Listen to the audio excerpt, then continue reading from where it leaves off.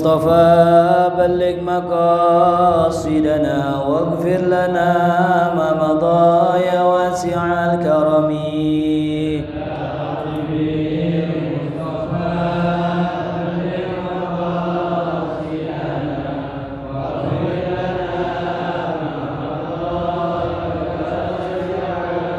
يا أكرم الخلق ما لمن ألوذ به سواك عند حلول الحديث اللامم يا رب.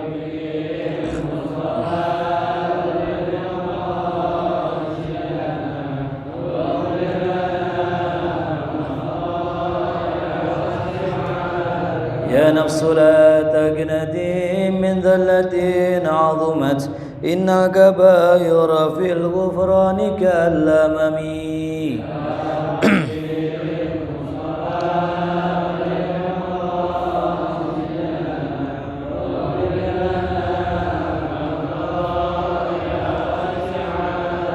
اللهم صل وسلم وبارك عليه وعلى آله. الفاتحة من الفتوى والمنور والصوفة وبتنا الصوفة والصلاة الجسد والروح إلى حضرة النبي مصطفى رسول الله صلى الله عليه وسلم.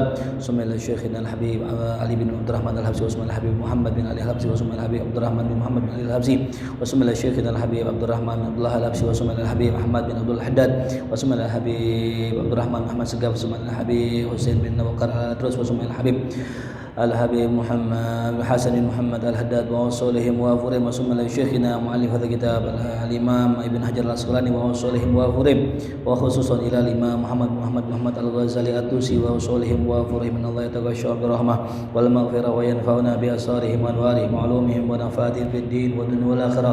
سر الفاتحة. أعوذ بالله من الشيطان الرجيم. بسم الله الرحمن الرحيم. الحمد لله رب العالمين الرحمن الرحيم مالك يوم الدين إياك نعبد وإياك نستعين اهدنا الصراط المستقيم صراط الذين أنعمت عليهم غير المغضوب عليهم ولا الضالين آمين. بسم الله والحمد لله والصلاة والسلام على سيدنا رسول الله Sayyidina Muhammad ibn Abdillah wa ala alihi wa sahbihi wa man tabi'ahu wa wala wala hawla wala quwwata illa billah amma ba'du. Alhamdulillah, puji syukur kehadirat Allah subhanahu wa ta'ala. Kita masih dipertemukan oleh Allah subhanahu wa ta'ala di tempat yang mulia ini, di malam yang mulia.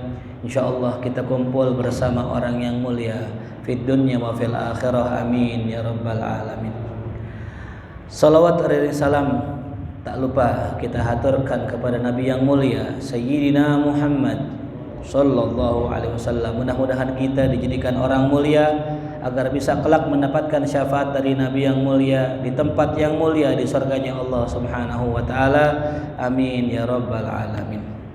Yang sama-sama saya hormati, saya muliakan segenap pengurus Masjid Jami Ar-Riyad Mukarram, Ustazuna Ustaz Haji Nurdin, juga Ustazuna Ustaz Mahdi, dan imam kita Imam Ustaz Ujang, Ustaz Rafiq, juga beserta para guru-guru yang lainnya, wabil khusus para jamaah, para habaib, para sepuh yang sama-sama saya muliakan.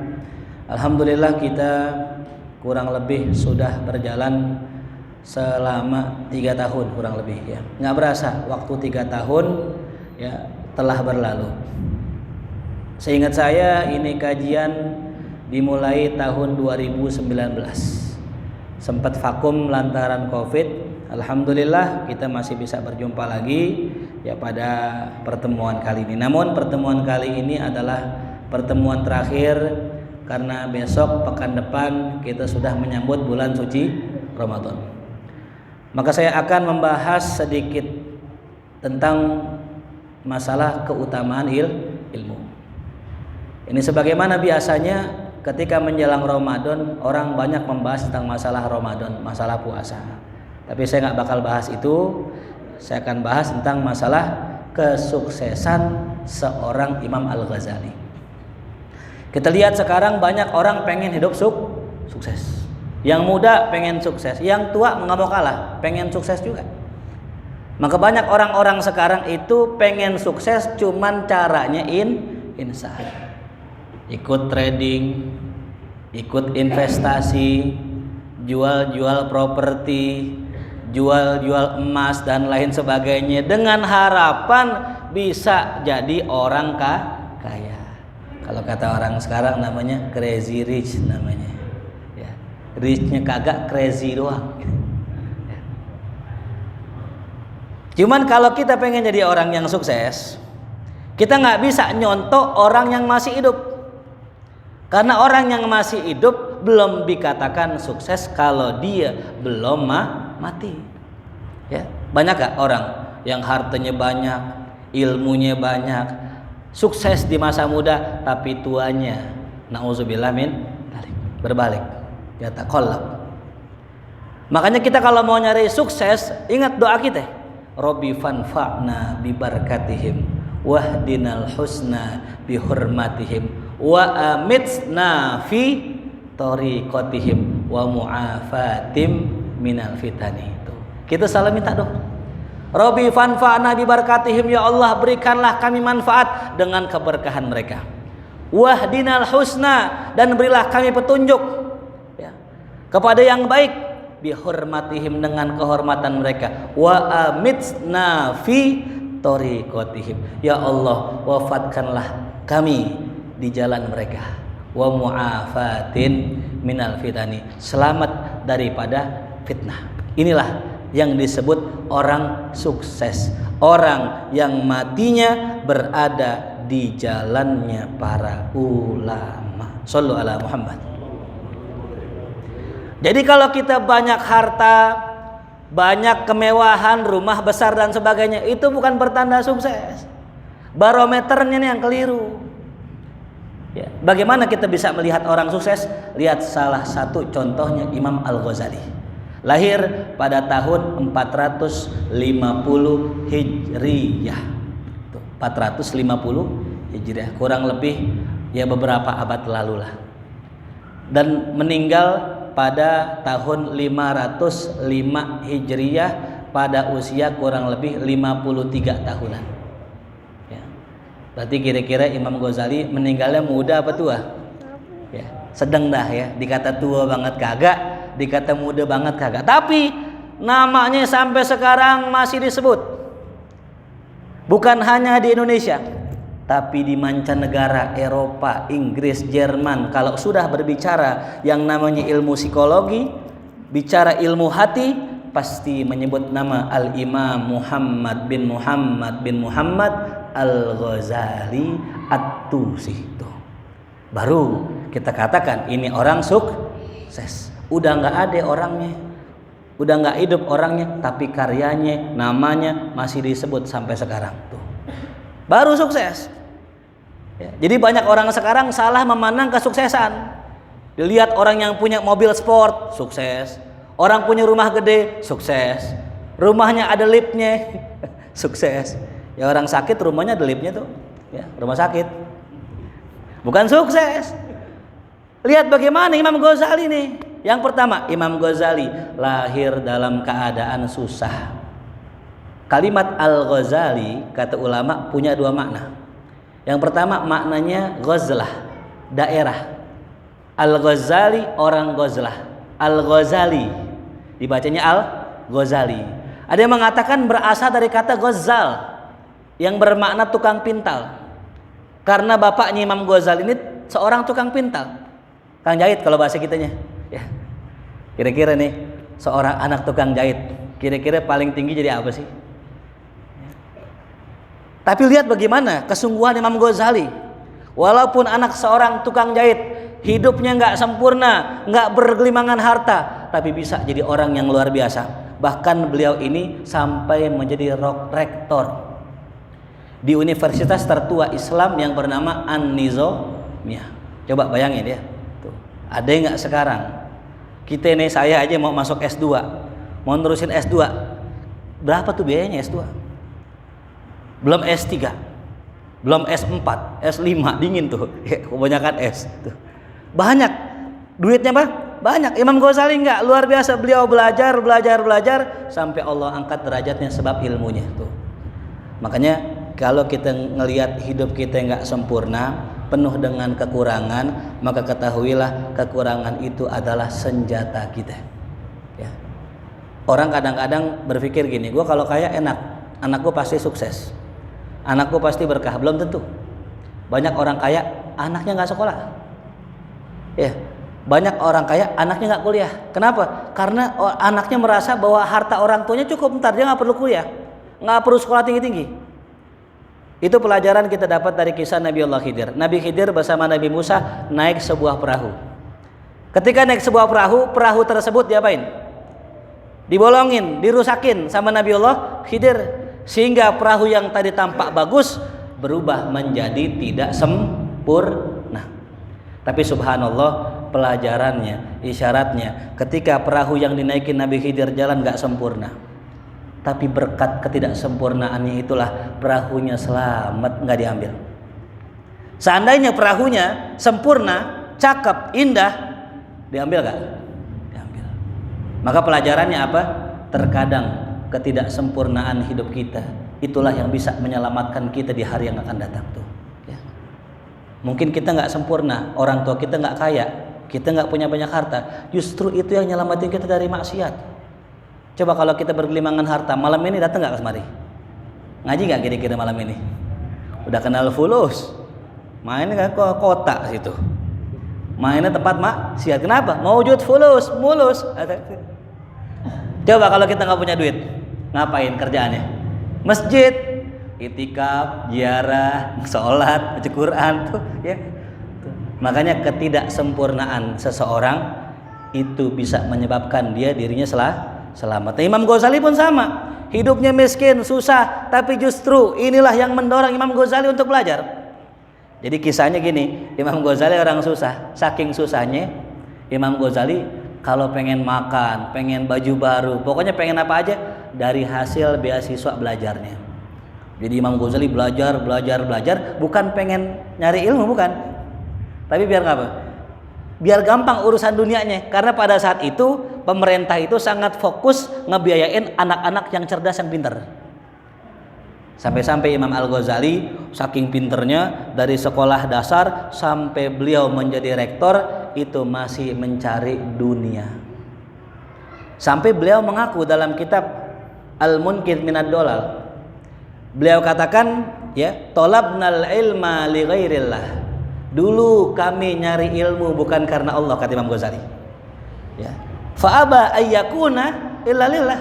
Tapi ilmu enggak mau kecuali saya pelajari karena Allah. Ya. Jadi orang sekelas Imam Ghazali aja pernah nyari ilmu untuk mencari apa? Makan. Untuk mencari dunia. Tapi subhanallah, jangan remehkan orang punya ilmu. Barangkali dengan ilmunya ia akan diselamatkan oleh Allah Subhanahu wa taala tuh. Makanya kalau kita lihat orang berilmu jangan dicemooh, ya, orang kalau punya ilmu bagus. Walaupun kerjaannya belum bagus, insya Allah dengan ilmunya dia tertuntun. Yang saya pernah kisahkan dulu, lebih baik orang berilmu tapi maksiat daripada orang bodoh tapi rajin ibadah. Ya. Kenapa? Kata Sayyidina Al-Bantani, ada suatu hari orang di saat dia di rumah, orang alim di rumah, orang bodoh di rumah, dia ibadah, dia sholat, sampai kemudian tiba-tiba ada orang pengen nyesetin dia. Ini orang dari luar naik ke atap rumahnya, dari atap rumahnya dia berteriak nih ke bawah, ke orang bodoh lagi ibadah. Apa kata yang di atas? Fulan, kamu udah nggak usah ibadah lagi, sekarang engkau sudah aku bebaskan dari ibadah. Engkau siapa? Aku adalah Allah, gitu katanya. Kata yang bodoh, wah Allah nih, berarti kita udah nggak usah ibadah lagi. Alhamdulillah, ternyata selama ini aku telah ibadah dan engkau telah menerima ibadahku. Akhirnya dia nggak sholat lagi. Gara-gara siapa tuh? Orang yang di atas tuh. Hanya ditipu dengan suara begitu aja lolos. Datanglah ini orang pengen nyesetin orang alim, cuman maksiat. Naik ke atap rumahnya, berkata sebagaimana perkataan yang tadi, fulan, wahai fulan, sungguh engkau tidak perlu ibadah lagi. Aku sudah bebaskan engkau dari kewajiban ibadah. Apa kata yang alim tadi, lagi minum khamr, lagi mabok, tukang maksiat. Ente siapa ya? Turun ente. Gue tebas palu, bahasa gitunya begitu. Gue tebas palu lo. Akhirnya tuh orang kabur terbirit-birit. Dia bisa mengelabuhi orang yang bodoh, tapi nggak bisa mengelabuhi orang yang pintar, walaupun dia maksiat. Shallallahu alaihi Muhammad. Jadi betapa luar biasanya seorang alim, walaupun maksiat aja dia masih ada manfaatnya, masih bisa terjaga. Kayak sekarang kita kan lagi zaman banyak nih sekarang ya, banyak aliran-aliran sesat. Ya, hati-hati. Ya. Kita ini ngaji udah bener, ngikut Habib selesai udah. Ikut Habib Ali selesai udah. Jangan terpesona dengan aliran-aliran lain. Matanya tadi katakan wa amitsna fi thariqatihim. Ya. Kita ini kebiasaan kita ya ratiban, maulidan, haulan, ziarahan, udah itu aja. Ya. Kalau mau ikut yang lain silakan, cuman teliti betul, jangan sampai kita salah aliran. Ada akhir-akhir ini ada orang bikin thariqah, dia ngangkat dirinya sebagai mursyid. Diangkat murid-muridnya, ada yang jadi wali kutub, ada yang jadi wali abdal, ada yang jadi wali. Jadi yang ngangkat jadi wali gurunya. Ente jadi wali, ente wali, ente wali, ente wali itu. Ya. Sedangkan yang kita tahu wali diangkat sama siapa? Allah. Masa wali diangkat sama orang? Namanya wali kota kali diangkat sama orang. Wali Allah yang ngangkat siapa? Allah. Tapi sekarang ada. Bahkan ada lebih lagi, lebih gila lagi. Ya. Ketika dulu saya pernah ikut temen lagi main ke rumahnya, ada orang ngobrol lah kita nih berdua. Ketika ngobrol yang unik dibilang apa? Kata dia aneh Allah. Aneh Allah. Allah ngopi, masa Allah ngopi. Allah masa ngerokok gitu ya. Ngaku Allah tapi sambil ngopi sambil ngerokok. Sejak kapan Allah ngopi, Allah ngerokok? La ta'khudhuhu sinatun. Allah itu tidak pernah ngantuk, apalagi tidur. Dia ngopi, ngantuk gak berarti? Masa Allah ngopi gitu ya? Dia bilang aneh Allah. Terus dibilang lagi, ente juga Allah. Lah kok aneh Allah, ente Allah? Allahnya banyak nih, yang ngatur siapa nih ntar nih? Yang tanya kenapa bang? Kok bisa begitu? Kok bisa bilang aneh Allah, ente Allah? Kata dia gini, kata Allah dalam Quran, wa nafakhtu fihi min ruhi. Aku tiupkan pada diri Adam. Ya, ruhku kata Allah. Jadi ketika Allah menciptakan Nabi Adam, Allah tiupkan Nabi Adam dari ruhnya, ditiup. Tuh. Berarti kita ini di diri kita ada rohnya Allah. Berarti kita siapa? Allah. Waduh, berat banget ini. Sesat gak tuh? Ada gak muridnya? Ada. Saya diundang datang. Kalau bisa ente datang besok malam Jumat ya. Datang saya. Pas saya datang jamaahnya banyak. Makin lama makin banyak. Dari mulai 10 orang, naik 15 orang, sampai 50 orang. Sampai yang datang pada bawa mobil.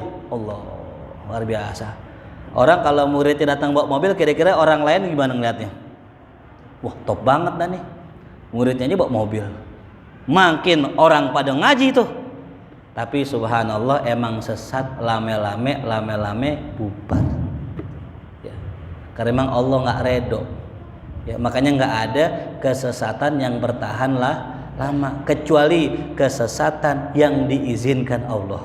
Siapa itu? Iblis. Dari zaman dulu sampai sekarang masih ada. Kenapa? Minta izin. Ya, minta izin ame Allah. Ya Allah, berilah aku tangguh, berilah aku waktu sampai hari kebangkitan. Allah izinkan tuh. Makanya kalau ada kesesatan yang masih bertahan lama sampai sekarang, dari dulu sampai sekarang, maka itu dengan wasilah iblis. Ya. Berarti ini sekongkolnya sama iblis nih, karena hanya iblis yang dikasih kesempatan sama Allah. Makanya Pak Bu, kalau kita jadi orang sesat misalnya, nauzubillah min dzalik, insya Allah kita nggak bakal lama. Kenapa? Karena kita sesat bukannya sekongkol sama iblis. Kalau kita sesat salah jalan, pasti ditegur sama Allah. Ya, di antara cara teguran Allah diantaranya itu. Ya. Makanya sekali lagi pertahankan ajaran akidah Ahlus Sunnah wal Jamaah, tetap di belakang para habaib, karena mereka yang dijamin oleh Nabi kita Muhammad SAW. Dalam hadis Ya, diriwayatkan bahwa Nabi bersabda, taraktu fikum amrain. Aku tinggalkan pada kalian dua perkara.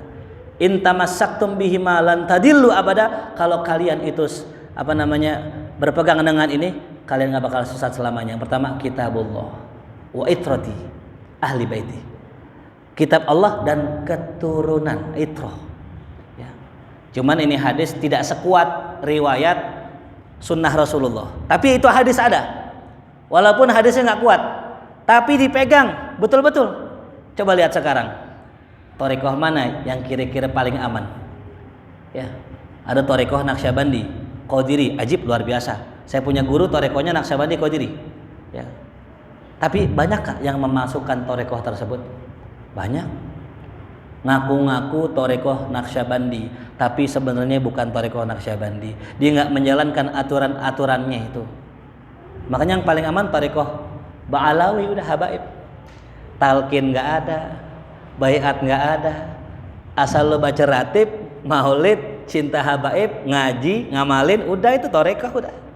Ya. Jadi thariqahnya nggak ribet. Ya. Kita nggak baca, ya nggak dosa. Kita baca, alhamdulillah tuh. Ya. Nah inilah thariqah juga yang dipegang oleh para ulama-ulama kita. Ya thariqah Imam Ghazali. Apa sih thariqahnya Imam Ghazali? Thariqahnya belajar. Tuh Imam Ghazali. Ya. Makanya thariqah banyak modelnya. Cuman yang mu'tabar, itu yang terdaftar di negara itu. Ya, wabil khususnya yang pegang oleh ulama-ulama kita. Thariqah Naqsyabandi, thariqah Qadiri, thariqah Syadzili, thariqah Tijani, Samani dan sebagainya. Itu thariqah yang mu'tabar. Adapun yang ghairu mu'tabar, hati-hati. Ya, ada tuh sekarang thariqahnya Imam Mahdi, ada tuh ya. Hati-hati ya. Pokoknya kita hati-hati.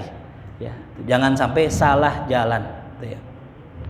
Nah kembali lagi, Imam Ghazali sukses dalam bidang akademisinya. Ya. Sampai beliau itu suatu hari mengarang kitab tebalnya segini tentang usulul fiqh, namanya Al-Mustasfa namanya. Ya. Ini kitab usul fikih tapi bahasa mantik. Ya. Bahkan Imam Ghazali pernah mengeluarkan statement, kalau ada ulama yang nggak bisa mantik, jangan begitu percaya sama ilmunya. Ya. Ulama yang nggak bisa mantik, kata Imam Ghazali ya, jangan begitu percaya ilmunya. Karena begini, dalam ilmu mantik itu kita diajarkan nilai-nilai logis. Kalau seorang ulama udah nggak logis, ya, maka bagaimana dia bisa menerapkan kalimat Allah, afala ta'qilun? Apakah kalian gak berakal, gak berpikir? Berarti Islam amat erat kaitannya dengan apa? Akal. Ya, walaupun nanti ada beberapa ranah yang memang gak bisa dicerna pakai akal. Tuh. Makanya kalau ada orang ya, yang memang dia itu gak menguasai mantik, dalam artian gak menguasai cara berpikir, kata Imam Ghazali, jangan begitu yakin dengan apa yang dikatakannya. Karena bisa jadi apa yang dikatakannya salah. Contoh, ada orang mengeluarkan statement begini. Siapa orang yang kata qala Sayyiduna Abu Bakar As-Siddiq. Kata Abu Bakar Siddiq radhiyallahu anhu, siapa yang merayakan Maulid Nabi maka pahalanya sekian. Pertanyaannya, ya, kita pakai logika dah. Kita belum main ilmu hadis. Pernah nggak Abu Bakar Siddiq merayakan Maulid itu? Kapan istilah Maulid itu ada gitu? Berarti secara logika ini nggak logis. Nggak logisnya apa? Masa Sayyidina Abu Bakar Siddiq ngomongin Maulid, sedangkan Maulid aja ada setelah zaman Salahuddin Al-Ayyubi. Jauh. Itu pakai logika. Makanya di antara cara kita mengukur hadis palsu, kata ulama hadis, kalau ada ibadah sedikit tapi amalnya mengalahkan amal-amalan yang besar, itu nggak logis. Jadi nilai-nilai logis ini yang dipakai Imam Ghazali, sehingga Imam Ghazali ini bisa mengalahkan filosof barat itu, karena pakai ini. Karena kalau kita mau mengalahkan orang berakal pakai akal gitu, ya. Nggak bisa kita mengalahkan orang berakal pakai hati, nggak bisa. Orang berakal pakai akal, orang pakai hati mengalahkan pakai hati. Ya. Nah ini Imam Ghazali luar biasa. Maka beliau itu amat identik dengan ya ilmu filsafat. Cuman ada cumannya. Filsafat yang dipakai oleh Imam Ghazali ini bukan filsafat ketuhanan, gitu. Kan filsafat banyak ya, filsafat ilmu, filsafat dalam bidang fikih dan sebagainya. Cuman yang satu yang nggak boleh, yang diharamkan adalah filsafat masalah ketuhanan. Kita nggak bisa berfilsafat, berlogika pakai dalam urusan ketuhanan. Itu. Makanya mesti diwaspadai. Sehingga apa? Imam Ghazali ini mengkritik seorang ulama namanya Ibnu Sina. Kalau di barat namanya Avicenna. Dikarang buku namanya Tahafutul Falasifah, kerancuan cara berpikir para filosof. Ya, cuman biasa gitu. Kalau kita hidup suka mengkritik, ntar kita dikritik lagi. Kama tadinu tudanu. Sebagaimana kita berbuat, sebegitupun pula kita akan diperlakukan. Jadi kalau Bapak hadirin semua, kita sekarang nih jadi orang baik, ntar insya Allah kedepannya kita akan dibaikin orang. Kalau kita sekarang jadi orang tukang kritik orang, nanti ke depannya kita pun akan sering dikritik orang. Imam Ghazali pun sama. Imam Ghazali pernah mengkritik Avicenna atau Ibnu Sina. Imam Ghazali meninggal dikritik lagi sama Ibnu Rushd. Ibnu Rushd ini ya kalau di barat namanya Averroes. Seorang ulama besar pengarang kitab Bidayatul Mujtahid. Jadi saling dikritik tuh. Ya. Sehingga apa? Sehingga Mu'alim Syafi'i Hazami itu nggak mau baca kitab Ibnu Rushd, padahal ajib, masya Allah. Apa alasan Mu'alim Syafi'i Hazami? Kata beliau, Ibnu Rushd pernah mengkritik Imam Ghazali, sedangkan aneh cinta dengan Imam Ghazali. Tuh. Bahasanya girohnya gini, lo ngeritik guru gua nggak bakal pakai ilmu lo gitu. Itu luar biasa tuh. Orang-orang dulu apiknya begitu. Sampai orang-orang dulu nggak mau baca buku Wahabi gitu. Kalau kita kan kadang-kadang masih nyimpan nih buku Wahabi, kita taruh gitu. Karena ada sirnya. Buku kalau bukunya wali ada sirnya, beda sama buku orang lain. Ini kita punya buku Ihya, itu sirnya beda dengan kitab lain. Bahkan karomahnya beda. Ya. Dalam kalam ulama, siapa orang yang memiliki kitab Ihya di rumahnya, insya Allah selamat daripada kebakaran. Besok beli nih kitab Ihya, taruh rumah 4 jilid. Tes dah, bakar tuh rumah gitu. Insya Allah kalau kebakar berarti Ihya-nya palsu, cetakan palsu berarti. Karena kalau yang asing nggak kebakar tuh. Subhanallah, aneh pernah dapat kitab dulu ya, kitab Ihya yang 4 jilid. Rumah kita kebanjiran. Banjir segini nih, enggak sedadah waktu itu 2020. Itu kitab semuanya nganyut, hatta kitab Ihya Ulumuddin nganyut semua. Wah subhanallah, ketika itu kitab kita rapihin, kita pengen cuci, saya buka kitab Ihya doang yang kering isinya. Allah, shollu ala Muhammad. Itu kebanjiran, buku tenggelam. Antum coba bayangin, buku tenggelam, pas kita buka dalamnya kering, luarnya basah lepek, dalamnya kering, satu pun gak ada yang basah. Allah. Sejak saat itu saya makin yakin, bener kata ulama dulu, tuh ini kitab penuh dengan keramat. Saking keramatnya kata ulama, beruntung orang yang baca kitab Ihya. Beruntung orang yang baca kitab Ihya. Tuh. Sampai ulama Tarim itu nggak ngarang kitab tasawuf. Kenapa? Aneh disibukkan membaca kitab Ihya daripada ngarang kitab tasawuf gitu. Ya. Cuman sayangnya 1000 sayang, jarang yang baca Ihya ya. Tuh. Kebanyakan di kita tabligh, ceramah, jarang yang baca kitab Ihya. Makanya penting tuh ya. Nanti kita minta sama guru-guru kita, mudah-mudahan ada pengajian kitab Ihya tuh ya. Kalau saya buka kitab Ihya setiap malam Rabu di rumah ya, itu menjauh ya. Kata orang yang jauh, tapi kalau kata orang yang dekat insya Allah dekat ya. Kalau jauh, kalau orang cinta terasa dekat. Ujung merung kalau cinta, nyampe gak? Nyampe tuh. Nyamperin harem perempuan yang kita sayangin, jauh jemput gak? Jemput. Kali gedek dekat kagak disamperin. Ya. Makanya cinta tuh penting sama ulama. Nah termasuk Imam Ghazali tadi. Makanya setiap kitab itu memiliki sir, memiliki ruh yang kita nggak bisa lihat. Nah itu. Jadi Imam Ghazali selain daripada dia sekolahnya, belajarnya luar biasa tadi, beliau juga sukses dalam bidang suluknya. Ya. Kadang orang akademisi sukses, jadi doktor, profesor, tapi suluknya enggak. Imam Ghazali sukses luar biasa. Bahkan kita kenal beliau itu suatu hari dimimpikan oleh ulama namanya Asy-Syaikh Abul Hasan Asy-Syadzili. Ngimpi nih, wali kutub ngimpi, dicerita. Apa ceritanya beliau? Suatu hari saya ngimpi, saya ngelihat Rasulullah wal Imam Ghazali yamshi. Rasul sama Imam Ghazali lagi jalan. Tiba-tiba ketemu Nabi Allah Musa. Nabi Musa tanya, "Ya Rasulullah, ya, manakah umat terbaik yang kau punya?" "Mana?" Nanya. Dipanggil ya. "Nih, ane punya umat terbaik, namanya Imam Ghazali." Ditanya, ya kata Nabi Musa, ya fulan man anta? Siapa ente? Ana Muhammad bin Muhammad Al-Ghazali At-Tusi. Ya. Kata Nabi Musa, enggak, aneh nggak nanya panjang-panjang, aneh nanya ente siapa? Aneh nanya ente pakai bin begitu kan? Kepanjangan jawabnya, cukup Muhammad aja udah gitu kata Nabi Musa. Emang luar biasa Imam Ghazali cerdas. Beliau balikin Nabi Musa, "Ya Musa, ala tadhkur?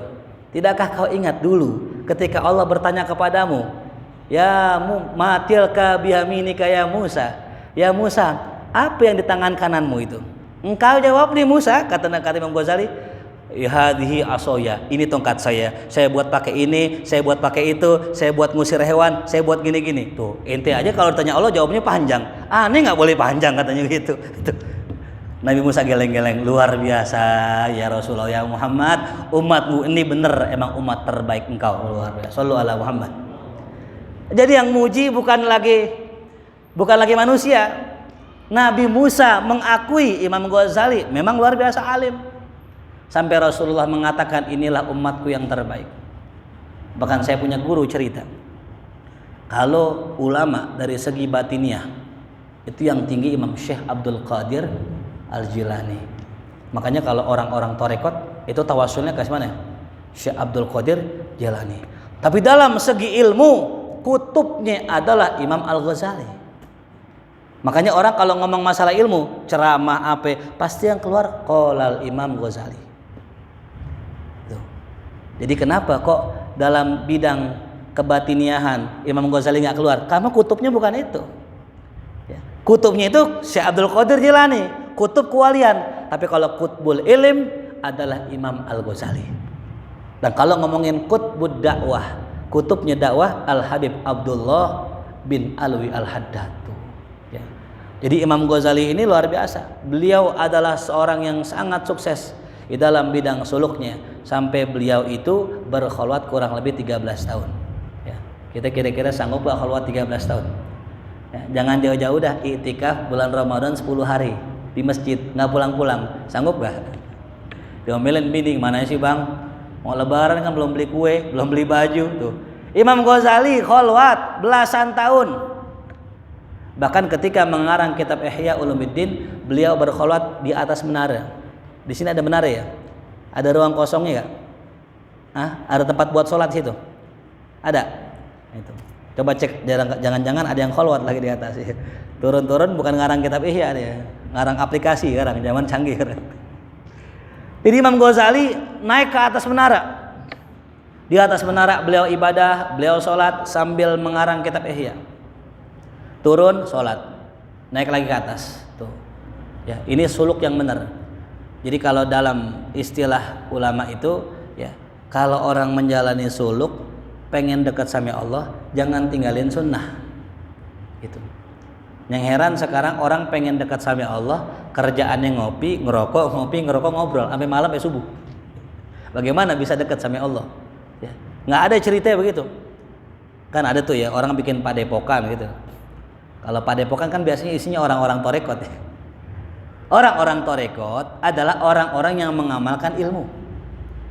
Jadi kalau bisa ketika kita masuk ke dalam torekot, semua ilmu sudah kita kuasai, tinggal kita amalkan ilmu tersebut, itu baru torekot. Tapi kalau sekarang orang masuk aja, nah saya kurang setuju tuh. Kalau ada orang awam dimasukin torekot, saya kurang setuju. Kenapa kurang setujunya? Karena orang bertorekot itu ibarat laut. Kata ulama, fasyari'atun kasafinatin wa tariqatun kal bahri tsumma haqiqatun durun gola. Yang namanya syariat kayak perahu. Wa tariqatun kal bahri, tariqat kayak laut luas. Ya. Wa haqiqatun durun gola, hakikat kayak mutiara yang ada di dalam lautan.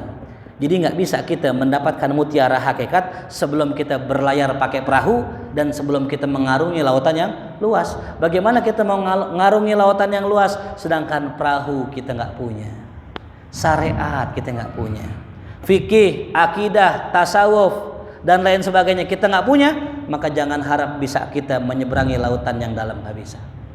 Ya, makanya belajar syariat penting. Ya, kita setiap malam Kamis belajar ilmu fikih. Itu syariat, ini penting banget.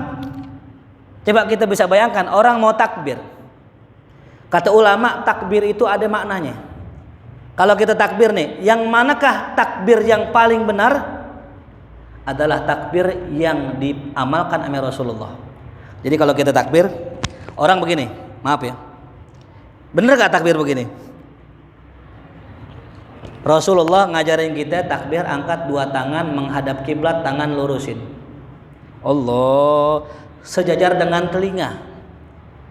Kenapa kok diangkat begini? Karena ini menandakan tasliman ilallah. Kalau orang dikepung, orang penjahat nih, dikepung, gimana reaksinya? Angkat tangan tanda apa? Nyerah, pasrah. Ya. Diam, angkat tangan. Begini gitu? Enggak, pasti begini kan? Tanda orang pasrah. Ketika orang sholat ini maknanya dia sedang pasrah, ane lepas dunia, ane lepas segala sesuatunya, hanya Allahu Akbar, Allah yang besar. Di tangan begini. Kenapa begini? Karena inilah makna penghambaan. Ya. Orang kalau diri begini, ini tanda seorang hamba. Makanya cara ibadah yang paling bagus caranya Rasulullah. Karena itulah ibadah yang paling bagus. Allah, nggak bikin-bikin diri. Ada orang Allah diputer-puter tangannya. Kenapa diputer-puter? Dari mana? Rasul pernah ngajarin begitu nggak? Enggak, ya udah jangan dihafalin. Ya. Jadi kalau takbir Allahu Akbar, tangannya sedekap begini tuh. Ya. Karena kalau orang ketemu raja gitu, pasti gini kan? Tuh. Itu tanda orang hormat, ta'ziman. Itu. Ya. Lagi ruku, Allahu Akbar, ruku. Ruku tanda pengagungan kepada Allah. Makanya orang Jepang kalau nghormatin orang gimana? Nah itu. Ya. Jadi ke semua ibadah itu ada sisi batiniahnya. Nah inilah Imam Ghazali. Beliau bahas itu dalam kitab Ihya-nya. Ulama dulu nggak pernah bahas. Kan ulama dulu ribut mulu. Ulama tasawuf ame ulama fikih ribut mulu. Kata ulama fikih begini, di mah hati doang dibenerin, zohir penting, ibadah zohir penting. Kata orang tasawuf, dia zohir mulu, hati dong, hati kan hati tempat pandangan Allah katanya gitu. Ribut mulu, nggak pernah akur antara sufi ame antara ahli fikih. Imam Ghazali muncul menengahi antara orang-orang sufi dan orang ahli fikih. Maka setiap kali dibahas masalah fikih zohirnya, pasti Imam Ghazali bahas fikih batinnya. Itu cerdas Imam Ghazali. Ketemu dah tuh, ya. Makanya dianggap oleh ulama termasuk Kiai Maimun Zubair mengarang sebuah buku tentang ulama mujaddid. Itu diantara ulama mujaddid yang terbesar di abad 5 yaitu Imam Al-Ghazali. Karena berhasil menghimpun, menggabungkan, mengharmonisasi antara fikih batin dengan fikih zahir. Lalu yang terakhir, Imam Al-Ghazali selain sukses dalam suluknya, yang terakhir nih, yang paling penting, meninggalnya Imam Ghazali. Ya. Kita lihat banyak orang sukses, ya. Kadang-kadang mohon maaf ya, termasuk saya juga pengen ya Allah ya, kita meninggal husnul khatimah. Kadang yang kita lihat sekalipun kiai, ustadz, mohon maaf ya, kadang meninggalnya dalam keadaan kurang bagus. Auzubillah. Ada orang bukan ustadz, bukan kiai, meninggalnya senyum, Allah. Ya. Itu kemarin saya punya jamaah cerita tuh, dia ngelihat ada orang meninggal senyum, senyumnya sampai kalau orang senyum kan kadang begini doang, ini nggak sampai kelihatan ininya apa? Kalau kata kita lesung pipit gitu ya. Dia baru tumben lihat ada orang meninggal senyumnya sumringah. Allah, nggak mungkin keluarganya gini-gini nih, diginiin gitu, nggak mungkin kan ya. Emang bisa coba dah, besok ada yang meninggal nih, coba dibikin senyum gitu, biar kelihatan senyum, dibikin senyum gini itu. Bisa nggak kira-kira? Nggak bisa. Ini senyum Allah. Ditanya, Bu, emang ini kerjaannya apa? Ustadz bukan kan, kiai bukan. Kok meninggal senyum? Apa jawaban istrinya? Ini orang-orang baik, tangannya enteng. Suka apa? Sedekah. Walaupun bukan ustadz, kalau ada orang susah minjem duit kasih, ada orang minta duit kasih, masjid buka sumbangan dia bagi, anak yatim disantunin, orang miskin dibagi. Nah itu. Ya. Jadi beratnya di situ. Kita bisa nih berhias, tapi ketika mati ya Allah alam bisawab. Ya. Imam Ghazali, ini yang unik Imam Ghazali. Ketika beliau pengen meninggal, beliau sudah nyiapin kain kafannya. Allah. Ya. Kayak tahu. Memang kalau kata saya punya guru, orang alim, wali itu kalau meninggal dikasih tahu semua. Bahkan Habib Mundir suatu hari pernah cerita kan, ya, datang orang gitu, mau meninggal sekarang apa nanti? Gitu. Nanti nantar aja. Tuh.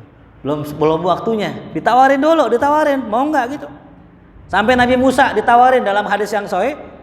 Nabi Musa didatengin malaikat pencabut nyawa, malaikat pencabut nyawa, utusannya malaikat Israel. Ya utusannya malaikat Israel. Ditanya Nabi Musa, "Ya Musa, aneh utusan Allah untuk mencabut nyawa engkau." Itu malaikat dalam wujud manusia ditampol Nabi Musa, matanya keluar. Allah. Ini hadis sahih ya. Ini hadis sahih. Jangan ditakwil, enggak beneran.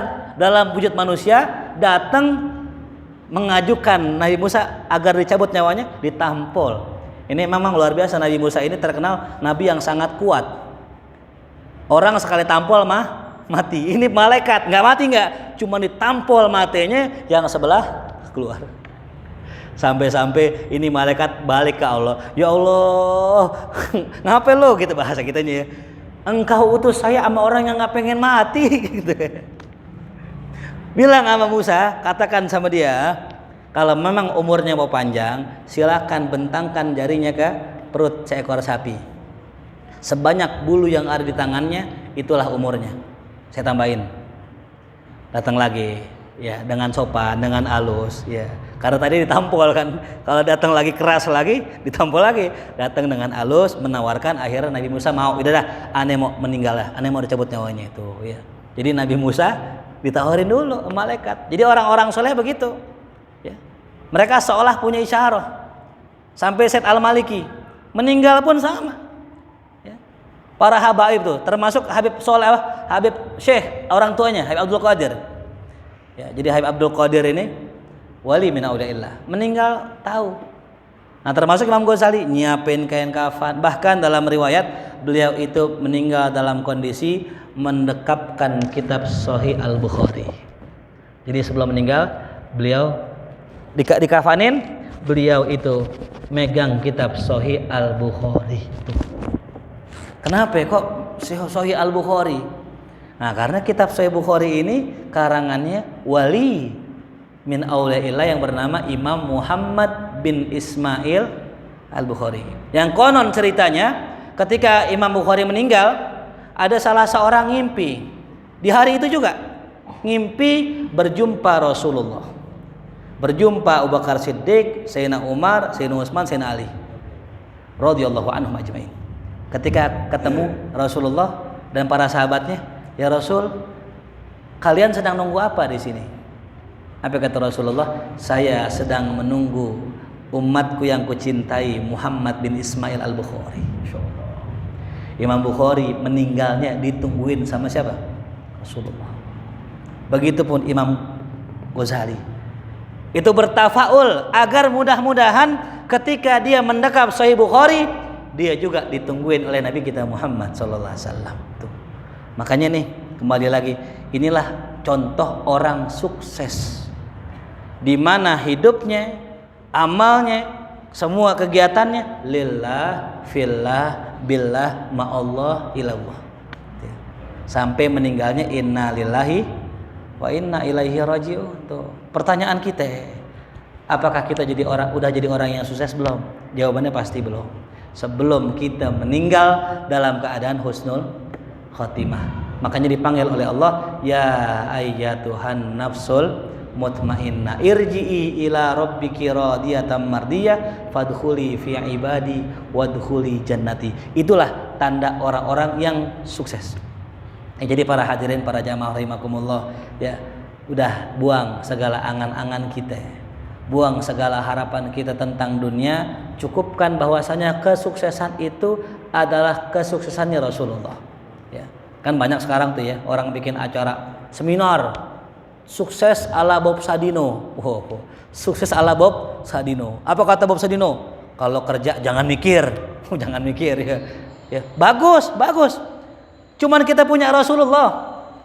Kita punya Imam Ghazali.